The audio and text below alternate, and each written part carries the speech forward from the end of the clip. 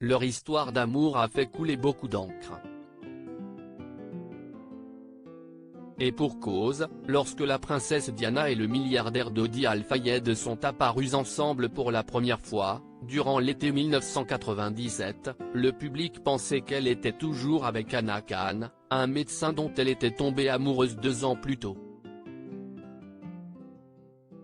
Pourtant la princesse semblait bel et bien éprise de ce nouveau compagnon, avec qui elle avait été photographiée en train d'échanger un baiser sur un yacht lors d'un séjour à Saint-Tropez, un mois avant sa mort. Un séjour auquel avait également été convié le prince Harry, qui en garde un heureux souvenir. Nous passions des vacances formidables, rien que tous les trois, hébergés dans la villa de je ne sais quel vieux monsieur. Tout avait été divin pendant ces quelques jours à Saint-Tropez. Le temps était radieux, la nourriture délicieuse. Maman souriait, confie-t-il. Loin de voir cette nouvelle relation d'un mauvais œil, Harry avoue n'avoir pensé que du bien du milliardaire. Un type plutôt sympa, trouvais-je pour ma part, déclare-t-il. Au palais, c'était une autre histoire. Presque tabou, la relation entre Diana et Dodi Al-Fayed était quasiment passée sous silence. J'avais compris que maman était avec son nouvel ami, se souvient Harry, avant d'ajouter, c'était le mot que tout le monde utilisait. Pas petit ami, ni amant. Ami.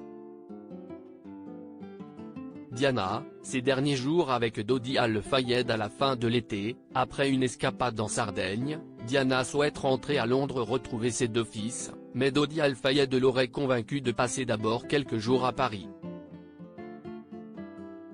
Vous connaissez la suite de l'histoire, le couple débarque au Ritz, dont le propriétaire n'est autre que le père de Dodi, Mohamed Al-Fayed, mais la présence de nombreux paparazzi les importune et peu après minuit, Diana et Dodi Al-Fayed sont exfiltrés par le service de sécurité qui les met dans une Mercedes à destination de Neuilly-sur-Seine. Bémol, les paparazzi, en moto, parviennent à suivre la voiture, à bord de laquelle se trouve le couple, le garde du corps Trevor Ray Jones et le chauffeur Henry Paul. En arrivant dans le tunnel de l'Alma, le véhicule, lancé entre 118 et 155 km/h, selon les estimations, au lieu des 50 réglementaires, finit sa course contre un pilier. Henry Paul et Dodi Al-Fayed sont tués sur le coup. Diana décède quelques heures plus tard à la Salpêtrière. Seul Trevor Ray Jones survit à l'accident.